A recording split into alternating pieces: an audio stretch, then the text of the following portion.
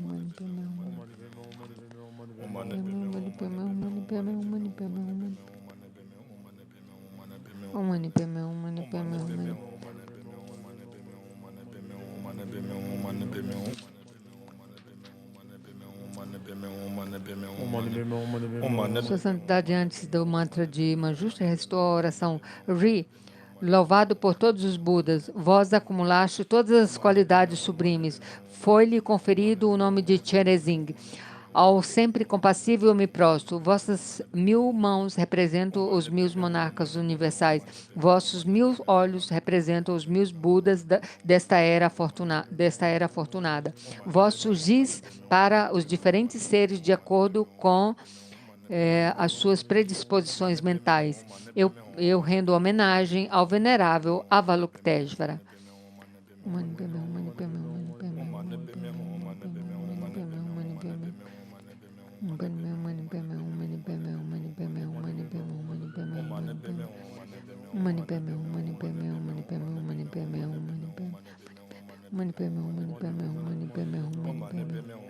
Ri, louvado por todos os Budas, vós acumulastes todas as qualidades sublimes. Foi-lhe conferido o nome de Cherezing. Ao sempre compassivo eu me prostro. Vossas 1000 mãos representam os 1000 monarcas universais. Vossos 1000 olhos representam os 1000 Budas desta era afortunada. Vós surgis para os diferentes seres de acordo com as suas predisposições mentais. Eu rendo homenagem ao venerável Avalokiteshvara.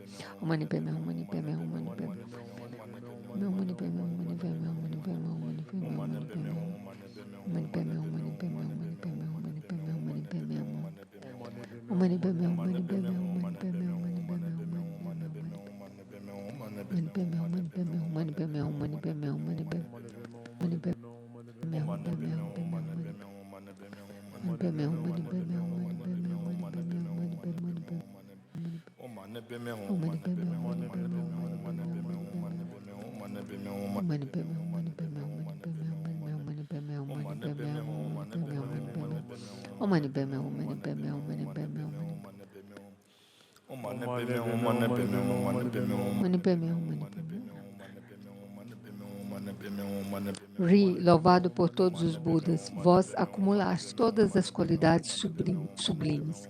Vós foi-lhe conferido o nome Cherezim. Ao sempre compassivo eu me prostro. Vossas 1000 mãos representam os 1000 monarcas universais. Vossos 1000 olhos representam os 1000 Budas dessa era afortunada. Vós surgis para os diferentes seres de acordo com as suas predisposições mentais. Eu rendo homenagem ao venerável Avalokiteshvara.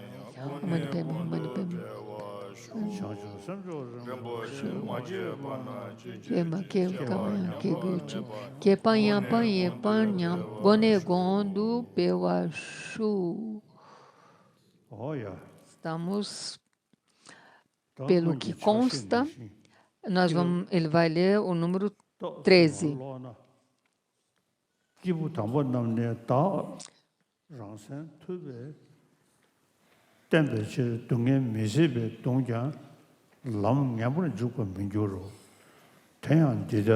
Se chama A Mulher que Enlouquece os Homens. Os virtuosos estão sempre relutantes em seguir um caminho baixo, mesmo quando estão doentes com grandes pensares. Suas constâncias lhe permitem manter um percurso estável. O Bodhisattva, durante muitas vidas de esforço para beneficiar os seres por meio das qualidades especiais de veracidade, generosidade, concentração e sabedoria, uma vez renasceu como um rei de Chibis. Incorporando o Dharma e a autodisciplina, ele foi capaz de segurar o bem-estar dos seus súbitos, assim como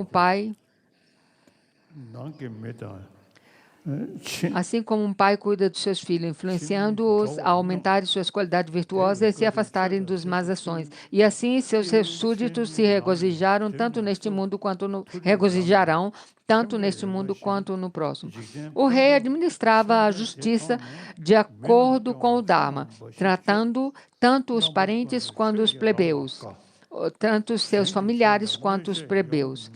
E porque o povo foi encorajado a cultivar a ação correta e a bloquear o caminho do mal, uma escada para os reinos celestiais foi surgindo gradualmente, compreendendo o que é o bem-estar do mundo, compreendendo que o bem-estar do mundo jazia na integridade, o rei se deliciava com o caminho do Dharma, sempre agindo de acordo com o Dharma, não permitindo que outros violassem seus preceitos. O rei assim protegia o seu povo.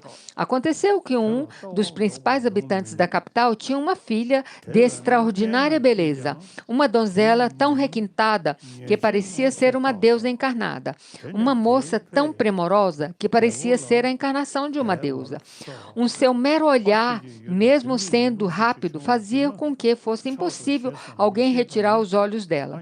De tão poderoso eram as atrações de seu charme. E por isso, a sua família a chamou de Uma-Dayanti, a mulher que enlouquece os homens. Desnecessário dizer que seu pai não perdeu nenhum tempo em falar para o rei sobre a sua filha. Ele disse: Sua Majestade, a verdadeira pérola de feminidade apareceu no seu reino. Por favor, seja amável em decidir se você a aceitará ou não como sua esposa. Em seguida, o rei organizou bem um grupo de brahmans hábeis em reconhecer as marcas auspiciosas da mulher. Ao visitar a moça e determinar que se ela seria adapta para ser sua esposa. Assim, o pai de Uma-Dayanti, aquela que enlouquece os homens, conduziu os brahmanes até sua casa, onde eles iriam conhecer sua filha. Pedida para atender aos convidados, solicitada para atender aos convidados, ela começou a servir-lhe uma refeição de maneira correta. Mas logo que os brahmanes a viram, eles perderam todo o controle de si mesmo, com seus olhos e mentes, como se seus olhos e mentes tivessem sido embriagados por uma bebida forte. Vendo que o Brahman tinha perdido todo o interesse na refeição e que suas modéstias e compostura estavam declinando, o dono da casa fez a sua filha sumir de vista. E ele mesmo serviu os Brahmans. Ao deixar o jantar, os Brahmans comentaram entre eles: os charmes dela encantam como um feitiço. Somente ter uma visão dela distrairia o mais puro sábio que se esforça na sabedoria. Quanto mais um jovem príncipe que vive no prazer. Não seria inteligente mostrá-la ao rei, muito menos fazê-la se tornar a sua rainha. A sua beleza o faria enlouquecer. O seu interesse nas suas obrigações religiosas e políticas diminuiriam. Nenhum bem viria disso, e no final, seus súditos sofreriam. Tendo decidido assim, eles informaram o rei: Não vimos a moça, Sua Majestade. É verdade. Não, nós vimos a moça, Sua Majestade. É verdade, ela é atraente e possui um certo encanto, mas nada mais. O pior, ela tem marcas desfavoráveis, que pressagiam ruína e azar. Sua Majestade nem mesmo deve vê-la, muito menos pensar em se casar com ela. Uma esposa ruim oculta a glória e a opulência de ambas as famílias, assim como uma noite nublada esconde a lua, obscurecendo a beleza e simetria entre o céu e a terra. Acreditando que a moça possuísse marcas desfavoráveis e assim ela seria inadequada para o seu status, o rei perdeu todo o desejo em possuí-la. Logo depois, o dono da casa casou a sua filha com Abiparaga, um funcionário da corte real. Algum tempo depois, o rei decidiu fazer um giro pela sua capital para a capital do seu reino, para observar um festival religioso. Ele percorreu a cidade em sua carruagem real, alegrando-se com as decorações e agitação popular. As ruas haviam sido borrifadas e limpadas, e no chão branco foram espalhadas flores de muitas cores. Enquanto, no alto, as bandeiras coloridas e bandeirolas vivas esvoaçavam. Em todos os lugares tinham danças, cantos, pantomima e música. O cheiro das flores se misturava com uma rica profusão de odores, incenso, perfumes, pomadas, licores, mercadorias adoráveis eram mascateadas entre as multidões de cidadãos alegres que eram vestidos com seus melhores trajes. No seu passeio, o rei se aproximou à casa de Abiparaga.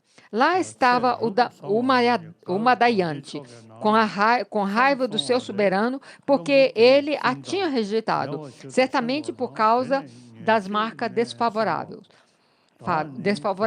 Em pé sobre o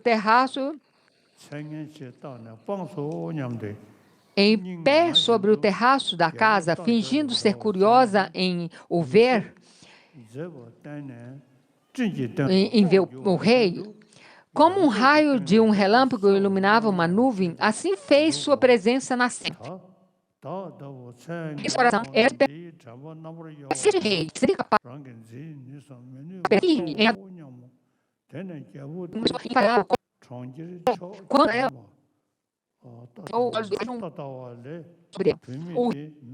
quando ela apareceu, o rei, os olhos dela era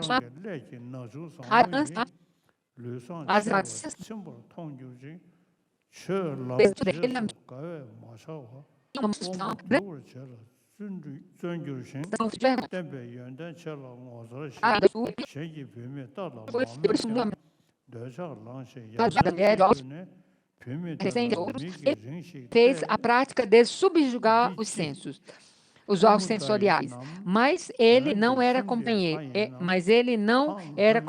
para a deusa do amor. Impotente em virar-se, ele a contemplou por muito tempo. Será que é ela a deusa desta casa? Ele perguntou.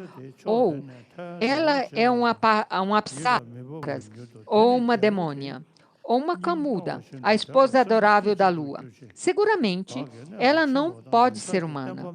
E assim ele continuou ponderando enquanto sua carruagem continuava. Voltando ao seu palácio como um distraído, ele pensou em nada mais que nela. A sua firmeza de mente se destruiu totalmente. Depois de alguns dias, ele pegou o seu cocheiro, Sunanda, à parte e perguntou: de quem é aquela casa cercada por uma parede branca? E quem é aquela cuja beleza brilha como um relâmpago em uma nuvem branca? Sunanda respondeu: Sua Majestade, tem um alto funcionário de nome Abiparaga. Aquela é a casa dele. E aquela mulher é a esposa dele. Ela é a filha de Kiritavaba. As pessoas a chamam de Udamayante, a mulher que enlouquece os homens. Descobrir que ela era esposa de outro, mergulhou o príncipe em desespero. Suspirando muito tempo e profundamente, com os olhos fixos e imóvel, ele disse a si próprio em voz baixa: Ai, esta criatura tem um nome bem apropriado, pois seu doce sorriso me levou à distração.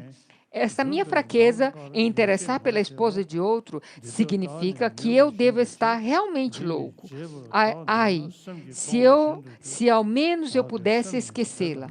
Contudo, ela nunca está longe dos meus pensamentos. Ela rege a minha mente, ela enrola a minha mente. A vergonha me deixou, assim como o sono. Se eu só penso, se eu só pudesse me entregar aos pensamentos das suas características graciosas, aos seus olhos, ao seu sorriso, à sua beleza.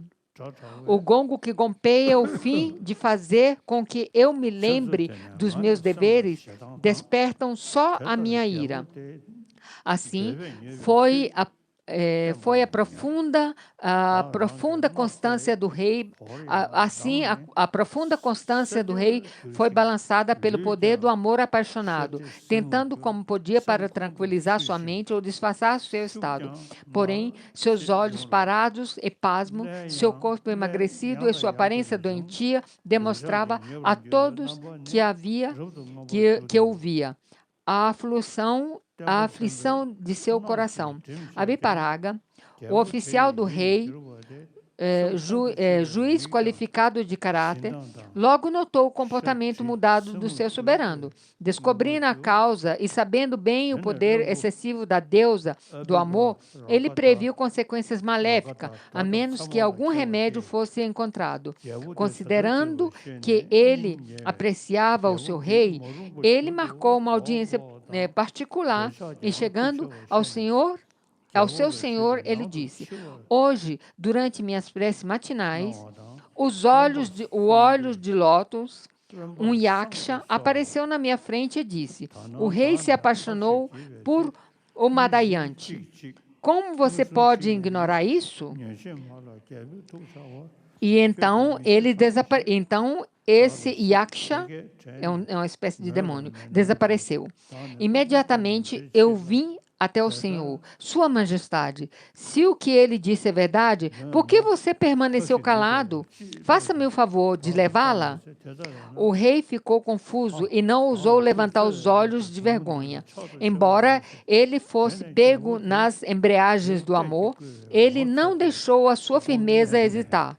Devido ao seu conhecimento profundo do Dharma e a sua boa prática de muito tempo. Não, isso não pode ser. Ele simplesmente disse: E por que razão? Em primeiro lugar, todo o meu mérito desapareceria com isso, e eu não sou imortal. Segundo, minha má ação inevitavelmente seria conhecida pelo público.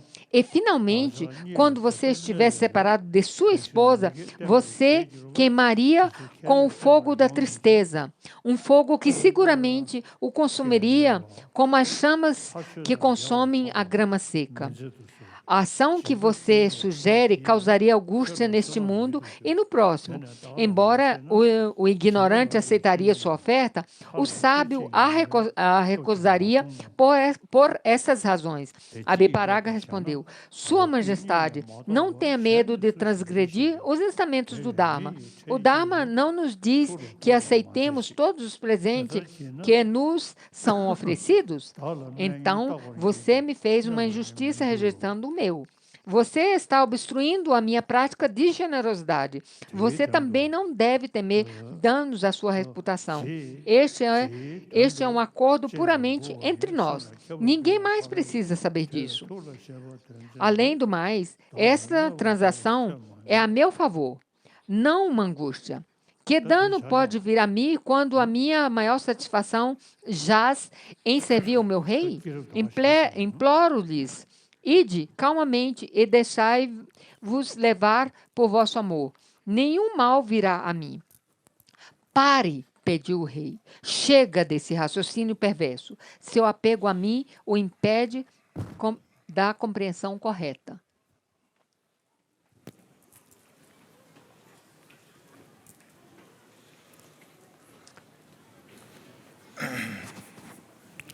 Oh,